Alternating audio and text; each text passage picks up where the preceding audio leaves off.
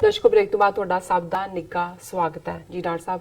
ਹੁਣ ਆਪਾਂ ਜੋ ਸਾਡੇ ਦਰਸ਼ਕਾਂ ਦੇ ਮੈਸੇਜ ਨੇ ਉਹ ਸ਼ੇਅਰ ਕਰਾਂਗੇ, ਪਰ ਉਸ ਤੋਂ ਪਹਿਲਾਂ ਆਪਾਂ ਜੋ ਅੱਜ ਦਾ ਥਰਡ ਵਾਲਾ ਇਸ਼ੂ ਹੈ ਉਸ ਉੱਪਰ ਆਪਾਂ ਤੁਹਾਡੇ ਵਿਚਾਰ ਸੁਣਨੇ ਚਾਹਾਂਗੇ। ਕੀ ਕਹਿਣਾ ਚਾਹੋਗੇ? ਦੇਖੋ, ਇੱਕ ਪਾਸੇ ਅਸੀਂ ਸੈਮ ਪੈਟਰਾ ਔਰ ਬੀਜੇਪੀ ਦੋਨਾਂ ਦਾ ਜ਼ਿਕਰ ਕਰਕੇ ਹਟੇ ਹਾਂ ਕਿ ਕਿਵੇਂ ਉਹਨਾਂ ਨੇ ਨਵੰਬਰ 84 ਦੇ ਸਿੱਖ ਨਸਲਕੁਸ਼ੀ ਇਸ਼ੂ ਨੂੰ ਫੁੱਟਬਾਲ ਬਣਾਇਆ ਹੋਇਆ, ਸਿਆਸੀ ਫੁੱਟਬਾਲ ਜੀ। ਉਹਨੂੰ ਗੁਜਰਾਤ ਯਾਦ ਕਰਵਾਉਂਦਾ, ਉਹਨੂੰ ਨਵੰਬਰ 84 ਇਹ ਕਾਂਗਰਸ ਬੀਜੇਪੀ ਦਾ। ਪਰ ਸਭ ਤੋਂ ਮੈਂ ਸਮਝਦਾ ਵੀ ਸਾਡੀ ਮੰਦਹਾਲੀ ਇਹ ਹੈ ਕਿ 1920 'ਚ ਜਿਹੜੀ ਪਾਰਟੀ ਸ਼੍ਰੋਮਣੀ ਅਕਾਲੀ ਦਲ ਗੁਰਦੁਆਰਿਆਂ ਨੂੰ ਆਜ਼ਾਦ ਕਰਵਾਉਣ ਦੇ ਲਈ ਜਿਸ ਦਾ ਜਨਮ ਹੋਇਆ ਹਿੰਦੂਵਾਦੀ ਸਨਾਤਨੀ ਮਹੰਤਾਂ ਤੋਂ ਜੀ, ਔਰ ਜਿਸ ਅਕਾਲੀ ਦਲ ਨੇ ਬੜੀਆਂ ਕੁਰਬਾਨੀਆਂ ਵੀ ਕੀਤੀਆਂ ਗੁਰਦੁਆਰਿਆਂ ਨੂੰ ਲਿਬਰੇਟ ਕਰਾਉਣ ਲਈ, ਔਰ ਬਾਅਦ ਦੇ ਵਿੱਚ ਵੀ 47 ਤੋਂ ਬਾਅਦ ਬੇਸ਼ੱਕ 47 ਦੇ ਦੌਰ 'ਚ ਇੱਕ ਵੱਡਾ ਗੁਨਾਹ ਉਸ ਵੇਲੇ ਦੀ ਅਕਾਲੀ ਲੀਡਰਸ਼ਿਪ ਨੇ ਕੀਤਾ ਕਿ ਆਪਣਾ ਆਜ਼ਾਦ ਮੁਲਕ ਖਾਲਿਸਤਾਨ ਰਹਿਣ ਦੀ ਥਾਂ ਤੇ ਜਾਂ ਕਾਇਦੇ ਆਜ਼ਮ ਮੁਹੰਮਦ ਅਲੀ ਜਿੰਨਾ ਦੀ ਆਫਰ ਜਿਹੜੀ ਸੀ ਉਸ ਬਾਰੇ ਕੋਈ ਸੀਰੀਅਸ ਗੱਲ ਕਰਨ ਦੀ ਥਾਂ ਤੇ ਉਹ ਹਿੰਦੂਆਂ ਦੇ ਘਨੇੜੇ ਚੜੇ ਕਾਂਗਰਸ ਦੇ, ਔਰ ਨਤੀਜਾ ਸਾਡੇ ਸਾਹਮਣੇ। ਪਰ ਉਸ ਤੋਂ ਬਾਅਦ ਉਹਨਾਂ ਨੇ ਪੰਜਾਬੀ ਸੂਬੇ ਦੇ ਲਈ ਸਟਰਗਲ ਕੀਤੀ ਔਰ ਐਮਰਜੈਂਸੀ ਦੇ ਖਿਲਾਫ ਵੀ ਮੋਰਚਾ ਲਾਇਆ। ਪਰ ਜਦੋਂ ਕਿਸੇ ਕੌਮ ਦਾ ਜਵਾਲ ਆਉਂਦਾ ਹੈ ਜਾਂ ਜਿਹੜੀ ਡੀ ਜਨਰੇਸ਼ਨ ਹੈ ਉਹ ਕਿਸ ਹੱਦ ਤੱਕ ਚਲੀ ਜਾਂਦੀ ਹੈ, ਜਦੋਂ ਤੁਸੀਂ ਆਪਣੇ ਈਮਾਨ, ਆਪਣੇ ਇਸ਼ਟ, ਆਪਣੇ ਰੱਬ, ਆਪਣੇ ਨਬੀ, ਆਪਣੇ ਗੁਰੂ, ਉਸ ਦੀ ਜਿਹੜੀ ਇੱਜ਼ਤ, ਉਸ ਦਾ ਵਕਾਰ, ਉਸ ਦਾ ਦੇ ਉੱਤੇ ਫੇਥ, ਉਸ ਨਾਲ ਵੀ ਸਮਝੌਤਾ ਕਰਦੇ ਹੋ ਇਕਤਦਾਰ ਲੈਣ ਲਈ, ਪਾਵਰ ਲੈਣ ਲਈ, ਕੁਰਸੀ ਦੀ ਖਾਤਰ, ਪੈਸੇ ਦੀ ਖਾਤਰ। ਔਰ ਅੱਜ ਅਕਾਲੀ ਦਲ ਜਿਹੜਾ ਕਿ ਬਾਦਲ ਟੱਬਰ ਦਾ ਹੀ ਪ੍ਰਾਈਵੇਟ ਲਿਮਿਟਡ ਕੰਪਨੀ ਬਣਿਆ ਹੋਇਆ, ਕਿਸ ਹੱਦ ਤੱਕ ਨਿੱਘ ਰਿਹਾ ਕਿ ਪਹਿਲਾਂ ਤਾਂ ਇਹਨਾਂ ਨੇ ਦੋ ਉਹਨਾਂ ਬੰਦਿਆਂ ਨੂੰ ਟਿਕਟਾਂ ਦਿੱਤੀਆਂ ਐਮਪੀ ਦੀਆਂ, ਇੱਕ ਚਰਨਜੀਤ ਅਟਵਾਲ ਨੂੰ ਜਲੰਧਰ ਤੋਂ ਔਰ ਦੂਸਰਾ ਜਿਹੜਾ ਉਸ ਵੇਲੇ ਦਰਬਾਰਾ ਗੁਰੂ ਜਿਹੜਾ ਡੀਸੀ ਸੀ ਉਹਨੂੰ ਫਤਿਹਗੜ੍ਹ ਸਾਹਿਬ ਤੋਂ ਐਮਪੀ ਦੀਆਂ। ਔਰ ਇਹ ਦੋਵੇਂ ਉਹ ਨੇ ਕਿ ਜਦੋਂ ਨਕੋਦਰ ਗੋਲੀ ਕਾਂਡ ਹੁੰਦਾ ਹੈ 86 ਦੇ ਵਿੱਚ, ਜਿਹਦੇ 4 ਬੇਗੁਨਾਹ ਸਿੱਖ ਨੌਜਵਾਨ ਗੁਰੂ ਗ੍ਰੰਥ ਸਾਹਿਬ ਦੀ ਬੇਅਦਬੀ ਨੂੰ ਨਾ ਸਹਾਰਦਿਆਂ ਹੋਇਆਂ ਜਿਹੜੇ ਰੋਸ ਪ੍ਰੋਟੈਸਟ ਕਰ ਰਹੇ ਸੀ ਉਹਨਾਂ ਨੂੰ ਗੋਲੀਆਂ ਨਾਲ ਭੁੰਨ ਦਿੱਤਾ ਜਾਂਦਾ ਹੈ। ਔਰ ਇਹ ਸਟਰਗਲ, ਕਿਉਂਕਿ ਇਸ ਦੇ ਉੱਤੇ doctor Harinder Singh Stanford university ਤੋਂ ਜਿਨ੍ਹਾਂ ਦੇ ਭਰਾਤਾ ਭਾਈ ਰਵਿੰਦਰ ਸਿੰਘ ਲਿਤੜਾ ਸ਼ਹੀਦ ਹੋਏ, ਉਹ ਅਕਸਰ ਸਾਡੇ ਸਟੂਡੀਓ ਵੀ ਆਉਂਦੇ ਨੇ। ਔਰ ਸਾਕਾ ਨਕੋਦਰ ਅੱਜ ਸਿੱਖ ਪੰਥ ਦੇ ਵਿੱਚ ਇਸ ਨੂੰ ਜਾਣਿਆ ਜਾਂਦਾ ਹੈ। ਚਾਰੋਂ ਇਹਨਾਂ ਸ਼ਹੀਦਾਂ ਦੀਆਂ ਪਿਕਚਰਸ ਵੀ ਸੈਂਟਰਲ ਸਿੱਖ ਮਿਊਜ਼ੀਅਮ ਔਰ ਅਮਰੀਕਾ ਦੇ ਵੱਡੇ ਗੁਰਦੁਆਰਿਆਂ 'ਚ ਲੱਗੀਆਂ ਹੋਈਆਂ ਨੇ। ਲੇਕਿਨ ਇਹ ਦੋਨੋਂ ਹੀ ਬੰਦੇ ਜਿਹੜੇ ਉਦੋਂ ਨਕੋਦਰ 'ਚ ਅਪਾਇੰਟਡ ਸੀ ਔਰ ਇਹਨਾਂ ਨੇ ਜਿਹੜਾ ਦਰਬਾਰਾ ਗੁਰੂ ਉੱਥੇ appointed C.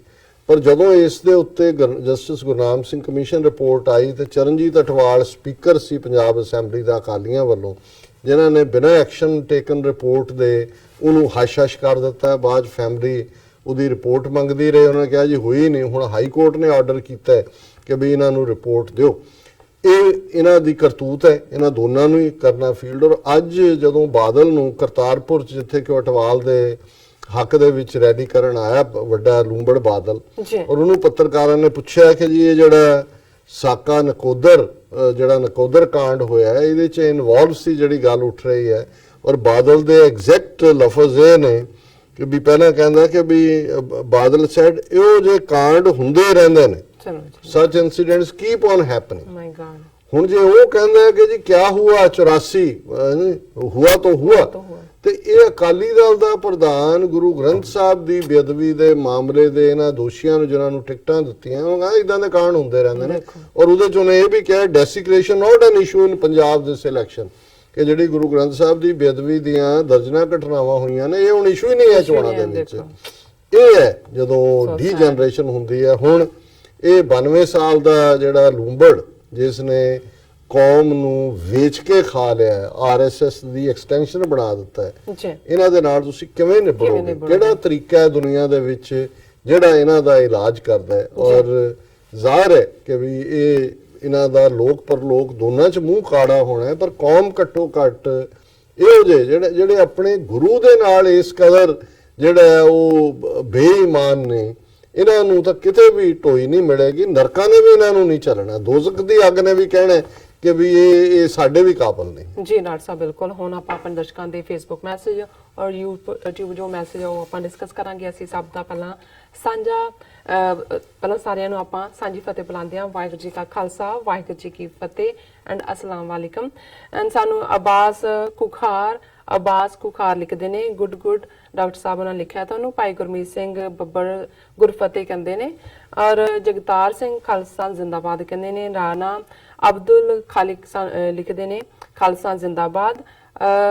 And Harminder Singh Sahib ਲਿਖਦੇ ਨੇ ਵਾਹਿਗੁਰੂ ਜੀ ਕਾ ਖਾਲਸਾ, ਵਾਹਿਗੁਰੂ ਜੀ ਕੀ ਫਤਿਹ। ਐਂਡ ਤੁਹਾਨੂੰ ਵੀ ਉਹਨਾਂ ਕਿਹਾ ਅਮਰਜੀਤ ਸਿੰਘ ਜੀ।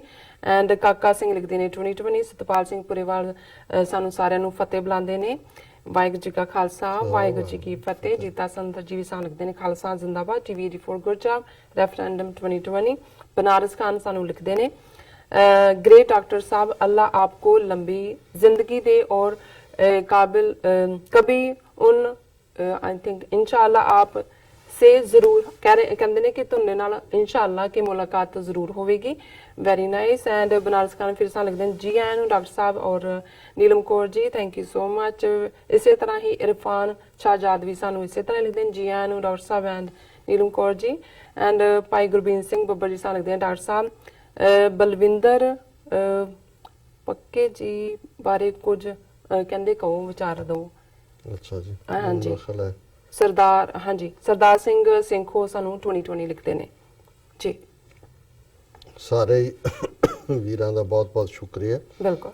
YouTube ਤੇ ਗੈਰੀ ਸੰਧੂ, ਵਾਹਿਗੁਰੂ ਜੀ ਕਾ ਖਾਲਸਾ, ਵਾਹਿਗੁਰੂ ਜੀ ਕੀ ਫਤਿਹ। ਹਾਫਿਜ਼ ਕਬੀਰ, ਸ਼ਹਿਜ਼ਾਦ ਇਰਫਾਨ, ਹੱਕਾ ਹਮਦ ਵਧੀਆ ਜੀ, ਉਹਨਾਂ ਨੇ ਕਿਹਾ ਹਮਦ ਰਾਜਾ।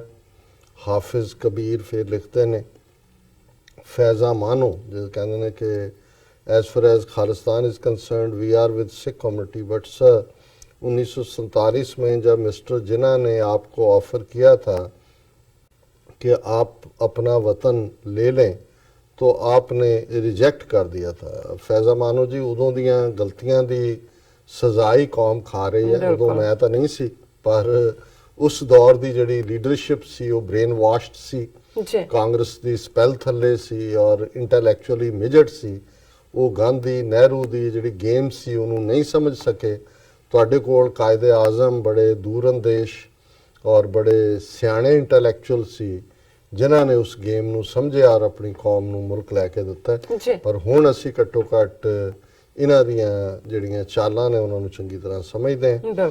ਔਰ ਫਿਰ ਇਹਨਾਂ ਨੇ ਫੈਜ਼ਾ ਮਾਨੂਜ ਨੇ ਕਿਹਾ ਬਟ ਉਮੀਦ ਹੈ कि सिख कम्युनिटी कश्मीरीज़ का साथ दें और हम खालिस्तान मूवमेंट के ਇਹਦੇ 'ਚ ਕੋਈ ਸ਼ੱਕ ਨਹੀਂ। ਸਾਡਾ ਦੁਸ਼ਮਣ ਵੀ ਇੱਕ ਹੈ ਔਰ ਅਸੀਂ ਪਹਿਲਾਂ ਹੀ ਕਸ਼ਮੀਰੀ ਸਾਡੇ ਭਰਾ ਭੈਣਾਂ ਨੇ, ਉਹਨਾਂ ਦੇ ਨਾਲ ਅਸੀਂ ਹਮੇਸ਼ਾ ਇੱਥੇ ਵੀ ਰਲ ਕੇ ਕੰਮ ਕਰਦੇ ਹਾਂ। ਜ਼ੁਲਫਿਕਾਰ ਜੀ ਕਹਿੰਦੇ ਨੇ ਕਿ ਮੇਰਾ ਨਾਮ ਜ਼ੁਲਫਿਕਾਰ ਅਲੀ ਹੈ ਤੇ ਮੈਂ ਲਤਵਾਲ डिस्ट्रिक्ट रावलपिंडी तो खालिस्तान बन के रहेगा। जुल्फिकार जी बहुत बहुत शुक्रिया। और फिर USTID तो जिन्होंने कौमां लई जसवंत सिंह खालड़ा वर्गे लोग होण जिन्होंने कौमां कोल उस कौम नूं कोई नहीं हरा सकता। बिल्कुल तुसीं ठीक फरमाया, पर सानू उस रस्ते ते चलना पेगा। खालड़ा जी ने अल्टीमेटली अपनी शहादत दी, पर अज साडा एक वड्डा तबका जिहड़ा है वो लड़न तो जरा घबराउंदा। और जीशन सदीकी जी, वीर सुरिंदर सिंह जी, फयाज लोन उन्होंने फिर किया फयाज जी ने कि भी मोदी एक्टिंग कर रहा है और ये ओवर एक्टिंग कर रहा है।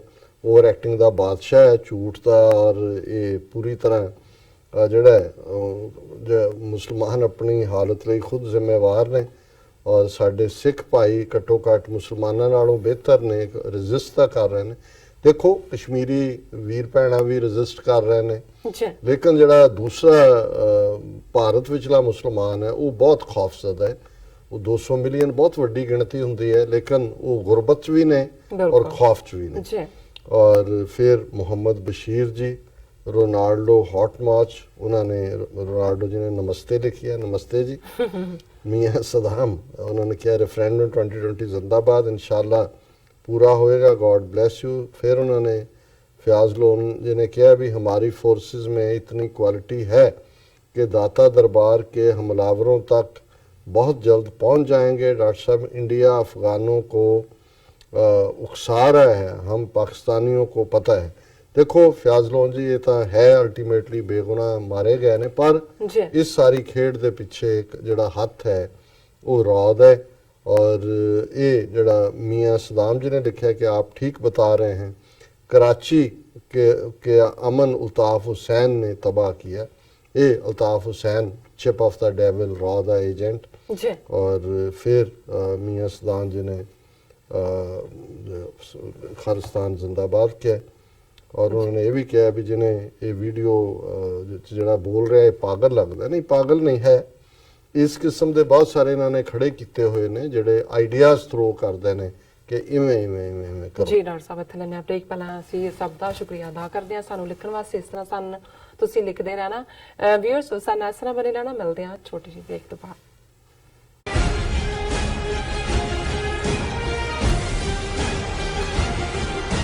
ਗੁਰਦੁਆਰਾ ਸਿੰਘ